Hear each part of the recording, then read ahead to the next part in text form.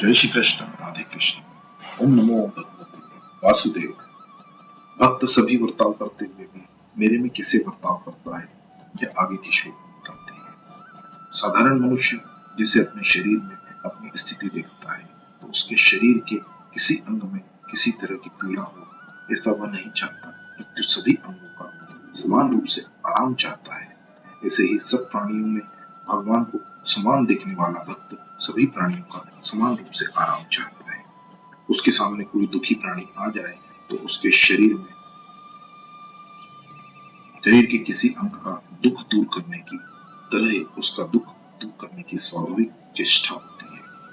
तात्पर्य है कि जैसे साधारण प्राणी की अपने शरीर के आराम के लिए चेष्टा होती है, ऐसे ही भक्त की दूसरों के शरीर के आराम के लिए स्वाभाविक चेष्टा होती है। सर्वत्र कहने का तात्पर्य है उसके द्वारा वर्ण, आश्रम, देश, वेश, संप्रदाय आदि का भेद न रखकर सबको समान गति से सुख पहुंचाने की स्वाभाविक चेष्टा होती है। ऐसे ही पशु, पक्षी, वृक्ष, लता आदि स्थावर जंगम सभी प्राणियों को भी समान रीति से सुख पहुंचाने की चेष्टा होती है। तो साथ ही साथ उनका दुख दूर करने का भी स्वाभाविक उद्योग होता है।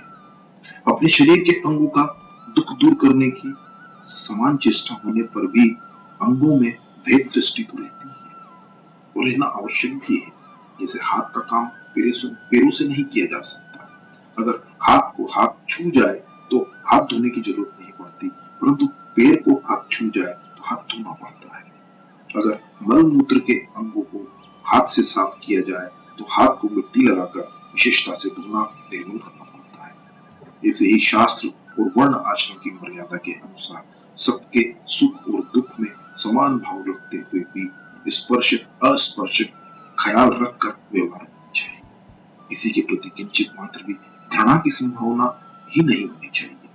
जैसे अपने शरीर के पवित्र अपवित्र अंगों की रक्षा करने में और उनको सुख पहुंचाने में कोई कमी न रखते हुए भी शुद्धि की दृष्टि से उनमें स्पर्श अस्पर्श का भेद रखते हैं, ऐसे ही शास्त्र मर्यादा के अनुसार संसार के सभी प्राणियों में स्पर्श अस्पर्श का भेद मानते हुए भी भक्त के द्वारा उनका दुख दूर करने की और उनको सुख पहुंचाने की चेष्टा में कभी किंचित मात्र भी कमी नहीं आती। तात्पर्य है जैसे अपने शरीर का कोई अंग अस्पर्श होने पर भी वह अप्रिय नहीं होता, ऐसे ही शास्त्र मर्यादा के अनुसार कोई प्राणी अस्पर्श होने पर भी उसमें प्रियता, हितैषिता की कभी कमी नहीं होती। अपने शरीर की उपमा से दूसरों के सुख दुख में समान रहने का तात्पर्य यह नहीं है कि दूसरों के शरीर के किसी अंग में पीड़ा हो जाए तो वह पीड़ा अपने शरीर में भी हो जाए, अपने को भी उसका पीड़ा हो जाए।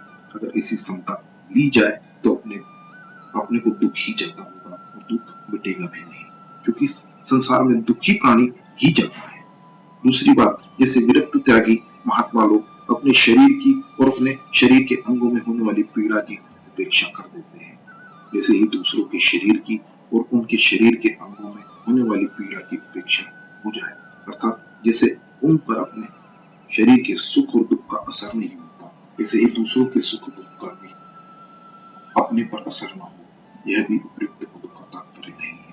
उपयुक्त पद का तात्पर्य है कि जैसे शरीर में आसक्त अज्ञानी पुरुष के शरीर में पीड़ा होने पर उस पीड़ा को दूर करने में और सुख पहुंचाने में उसकी जैसी चेष्टा होती है, तत्परता होती है, ऐसे ही दूसरों का दुख दूर करने में और सुख पहुंचाने में भक्त की स्वाभाविक चेष्टा होती है, तत्परता होती है। जैसे किसी के हाथ में चोट लग गई और वह लोक समुदाय में जाता है तो उस पीड़ित हाथ को धक्का न लग जाए, इसलिए दूसरे हाथ को सामने रखकर उस पीड़ित हाथ की रक्षा करता है और उसका धक्का न लगे ऐसा उद्योग करता है, परंतु उसके मन में कभी ये अभिमान नहीं आता कि मैं इस हाथ की पीड़ा दूर करने वाला, इसको सुख पहुंचाने वाला। वह उस हाथ पर ऐसा एहसान भी नहीं करता कि देख हाथ, मैंने तेरी पीड़ा दूर करने के लिए कितनी चेष्टा की है। पीड़ा को शांत करने पर वह अपने में विशेषता का भी अनुभव नहीं करता। ऐसे ही भक्त के द्वारा दुखी प्राणियों को सुख पहुंचाने की चेष्टा स्वाभाविक होती है। उनके मन में यह अभिमान नहीं आता कि मैं प्राणियों का दुख दूर कर रहा हूं, दूसरों को सुख पहुंचा रहा हूं। उनका दुख दूर करने की चेष्टा करने पर वे अपने में कोई विशेषता भी नहीं दिखते। का स्वभाव ही दूसरों का दुख दूर करने का, उनको सुख पहुंचाने का होता है। भक्त के शरीर में पीड़ा होती है तो वह उसको सहन करता है और उसके द्वारा उस पीड़ा की उपेक्षा भी हो सकती है, परंतु दूसरे के शरीर में पीड़ा हो तो उसको वह सह नहीं सकता, कारण कि जिसकी सर्वत्र भगवत बुद्धि है, उस भक्त के अंतकरण में तो पीड़ा सहने की शक्ति है, और दूसरों के अंतकरण में पीड़ा सहने की वैसी सामर्थ्य नहीं है। अतः उनके द्वारा दूसरों के शरीर की पीड़ा दूर करने में विशेष तत्परता होती है। जैसे इंद्र ने बिना किसी अपराध के दधीचि ऋषि का सिर काट दिया, पीछे अश्विनी कुमारों ने उनको पुनः जिंदा किया, परंतु जब इंद्र का काम पड़ा तब दधीचि ने अपना शरीर छोड़कर उनको वज्र बनाने के लिए अपनी हड्डियां तक दी थी। शंका हो सकती है कि अपने शरीर के दुख की तो उपेक्षा होती है और दूसरों के दुख की उपेक्षा नहीं होती, यह तो विषमता, ये समता कहाँ रही? इसका समाधान यह है कि वास्तव में यह विषमता समता की जनक है, समता को प्राप्त कराने वाली है। यह विषमता समता से भी ऊंचे दर्जे की चीज है। साधक साधन अवस्था में ऐसी विषमता करता है तो सिद्ध अवस्था में भी उसकी ऐसी ही स्वाभाविक प्रवृत्ति होती है, परंतु उसके अंतकरण में किंचित मात्र विषमता नहीं होती। उसकी दृष्टि में सिवाय परमात्मा के कुछ नहीं रहा, वह नित्य योग परमात्मा के नित्य संबंध और नित्य समता में स्थित रहता है, कारण कि सर्वत्र भगवत बुद्धि होने से उसका परमात्मा से कभी वियोग होता ही नहीं, और वह सभी अवस्थाओं तथा परिस्थितियों में एक रूप ही रहता है। अतः वह मुझे परम योगी मान्य है। परिशिष्ट भाव यह है कि जैसे साधारण मनुष्य शरीर में अपने को देखता है, शरीर के किसी भी अंग की पीड़ा न चाहकर, किसी भी अंग से द्वेष न करके सभी अंगों को समान रूप से अपना मानता है, ऐसे ही भक्त संपूर्ण प्राणियों में अपने अंशी भगवान को देखता है। सबका दुख दूर करने तथा सुख पहुंचाने की समान रूप से स्वाभाविक चेष्टा करता है। वह वस्तु योग्यता और सामर्थ्य को अपनी न मानकर भगवान की मानता है। जैसे गंगा जल से गंगा का पूजन किया जाए, दीपक से सूर्य का पूजन किया जाए, ऐसे ही भक्त भगवान की वस्तु को भगवान की सेवा में अर्पित करता है। जिसे शरीर के सभी अंगों से यथा योग्य व्यवहार न करते हुए भी उनमें आत्मबुद्धि एक ही रहती है तथा उन अंगों की पीड़ा दूर करने तथा उनको सुख पहुंचाने की चेष्टा भी समान होती है। ऐसे ही जैसा देव वैसी पूजा के अनुसार ब्राह्मण और चंडाल, साधु और कसाई, गाय और कुत्ता आदि सबसे शास्त्र मर्यादा के अनुसार यथा योग्य व्यवहार करते हुए भी भक्त की भगवत बुद्धि में तथा उनका दुख दूर करने और उनको सुख पहुंचाने की चेष्टा में कोई अंतर नहीं रहता। जैसे भक्त संपूर्ण प्राणियों की आत्मा के साथ भगवान की एकता मानता है, ऐसे ही वह सभी शरीरों की भी अपने शरीर के साथ एकता मानता है, इसलिए वह दूसरे के दुख से दुखी और सुख से सुखी होता है। वह अपने शरीर के सुख दुख की तरह सबके सुख दुख को अपना ही सुख दुख समझता है। दूसरों के दुख से दुखी होने का तात्पर्य खुद दुखी होना नहीं है, प्रत्युत दूसरों का दुख दूर करने की चेष्टा करना है। इसी तरह खुद सुखी होने के लिए दूसरों का दुख दूर नहीं करना है, प्रत्युत करुणा करके दूसरे को सुखी करने की चेष्टा करना है। तात्पर्य है कि खुद सुख का भोग नहीं करना है, प्रत्युत दूसरों का दुख दूर हो गया और सुखी हो गया, इसको लेकर प्रसन्न होना है। आंख और पैर का भेद इतना है कि आंखों से देखते हैं और पैरों से चलते हैं। आंख ज्ञानेंद्रियां है और पैर कर्मेंद्रियां है। इतना भेद होते हुए भी अभिन्नता इतनी है कि कांटा पैर में लगता है, आंसू आंखों में आ जाते हैं और मिट्टी आंखों में पड़ती है, लड़खड़ाते पैर है। तात्पर्य यह है कि हम शरीर को संसार से और संसार को शरीर से अलग नहीं कर सकते, इसलिए हम शरीर की परवाह करते हैं, तो वैसे ही संसार की भी परवाह करें, और अगर संसार की बेपरवाह करते हैं तो वैसे ही शरीर की भी बेपरवाह करें। दोनों बातों में चाहे कोई मान ले, इसी में ईमानदारी है।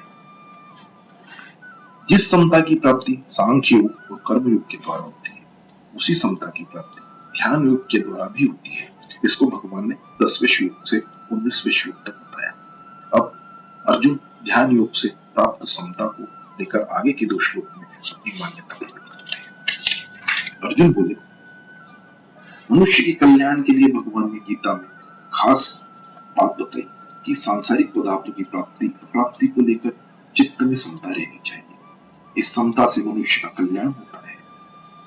मनुष्य पापों से डरते थे तो उनके लिए भगवान ने कहा कि जय पराजय, लाभ हानि और सुख दुख को समान समझकर तुम युद्ध करो, फिर तुम्हारे को पाप नहीं लगेगा।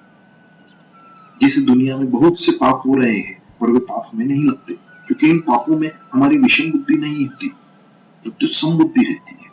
ऐसे ही समबुद्धि पूर्वक सांसारिक काम करने से कर्मों से बंधन नहीं होता। इसी भाव से भगवान ने इस अध्याय के आरंभ में कहा है कि जो कर्म फल का आश्रय न लेकर कर्तव्य कर्म करता है वही सन्यासी और योगी है। इसी कर्म फल त्याग की सिद्धि भगवान ने समता बताई।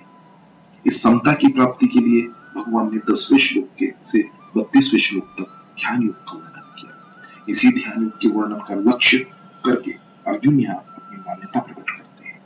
यहाँ अर्जुन ने जो अपनी मान्यता बताई है वो पूर्व श्लोक को लेकर नहीं है, विद्युत ध्यान के साधन को लेकर है। कारण कि 32वां श्लोक ध्यान योग द्वारा सिद्ध पुरुष का है और सिद्ध पुरुष की समता स्वतः होती है। इसलिए यहाँ यह पद से इस प्रकरण से पहले कहे हुए योग समता का संकेत है, और अयम पद से 10वें श्लोक से 28वें श्लोक तक कहे हुए ध्यान योग के साधन का संकेत है। इन पदों से अर्जुन का यह आशय मालूम होता है कि कर्म योग से तो समता की प्राप्ति सुगम है, पर यहाँ जिस ध्यान योग से समता की प्राप्ति बताई गई है, मन की चंचलता के कारण उस ध्यान में स्थिति रहना मुझे बड़ा कठिन दिखाई देता है। तात्पर्य है कि जब तक मन की चंचलता का नाश नहीं होगा तब तक ध्यान योग सिद्ध नहीं होगा, और ध्यान योग सिद्ध हुए बिना समता की प्राप्ति नहीं होगी। जिस चंचलता के कारण अर्जुन अपने मन की दृढ़ स्थिति नहीं देखते, उस चंचलता का आगे के श्लोक में उदाहरण सहित स्पष्ट वर्णन करते हैं। यहाँ भगवान को कृष्ण संबोधन कर देकर अर्जुन मानो यह तय कर रहे हैं कि हे नाथ, मानो यह कह रहे हैं कि हे नाथ, आप ही कृपा करके इस मन को खींचकर अपने में लगा ले, तो यह मन लग सकता है। मेरे से तो इसका वश में होना बड़ा कठिन है, क्योंकि यह मन बड़ा चंचल है। चंचलता के साथ साथ यह प्रमाथी भी है, अर्थात यह साधक को अपनी स्थिति से विचलित कर देता है। यह बड़ा जिद्दी और बलवान भी है। भगवान ने काम, वासना, कामना के रहने के 5 स्थान बताए हैं: इंद्रियां, मन, बुद्धि, विषय और स्वयं। वास्तव में काम स्वयं में अर्थात चंचल ग्रंथियों में रहता है, और इंद्रियां, मन, बुद्धि तथा विषयों में इसकी प्रतीति होती है। काम जब तक स्वयं से निवृत्त नहीं होता तब तक यह काम समय समय पर इंद्रियों आदि में प्रतीत होता रहता है, पर जब यह स्वयं से निवृत्त हो जाता है तब इंद्रियां आदि में भी यह नहीं रहता। इससे यह सिद्ध होता है कि जब तक स्वयं में काम रहता है तब तक मन साधक को व्यतीत करता रहता है। अतः यहाँ मन को प्रमाथी बताया गया है। ऐसे ही स्वयं में काम रहने के कारण इंद्रियां साधक के मन को व्यतीत करती रहती हैं। इसलिए दूसरे अध्याय के 60वें श्लोक में इंद्रियों को भी प्रमाथी बताया गया है। तात्पर्य यह हुआ कि जब कामना मन और इंद्रियों में आती है तब वह साधक को महान व्यतीत कर देती है, जिससे साधक अपनी स्थिति पर नहीं रह पाता। उस काम के स्वयं में रहने के कारण मन का पदार्थों के प्रति गाढ़ खिंचाव रहता है। इससे मन किसी तरह भी उनकी ओर जाना नहीं छोड़ता नहीं, हट कर लेता है। अतः मन को दृढ़ कहा गया है। मन की यह दृढ़ता बहुत बलवती होती है, अतः मन को बलवत कहा गया है। तात्पर्य है कि मन बड़ा बलवान है, जो कि साधक को जबरदस्ती विषयों में ले जाता है। शास्त्रों ने तो यहाँ तक कहा दिया है कि मन ही मनुष्य के मोक्ष और बंधन में कारण है, परंतु मन में यह प्रमथनशीलता, दृढ़ता और बलवत्ता तभी तक रहती है जब तक साधक अपने में से काम को सर्वथा निकाल नहीं देता। जब साधक स्वयं काम रहित हो जाता है तब पदार्थों का, विषयों का कितना ही संसर्ग होने पर भी साधक पर उनका कोई असर नहीं पड़ता। फिर मन की प्रमथनशीलता आदि नष्ट हो जाती है। मन की चंचलता भी तभी तक बाधक होती है जब तक स्वयं में कुछ भी काम का अंश बाकी रहता है। काम का अंश सर्वथा निवृत्त होने पर मन की चंचलता किंचित मात्र भी बाधक नहीं होती।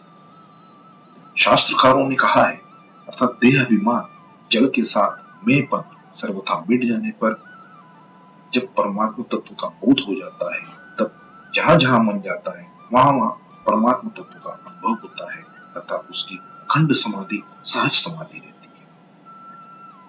इस चंचल, प्रमाथी, दृढ़ और बलवान मन का निग्रह करना बड़ा कठिन है। जैसे आकाश में विचरण करते हुए वायु को कोई मुट्ठी में नहीं पकड़ सकता, ऐसे ही इस मन को कोई पकड़ नहीं सकता। अतः इसका निग्रह करने को मैं महा दुष्कर समझता हूँ।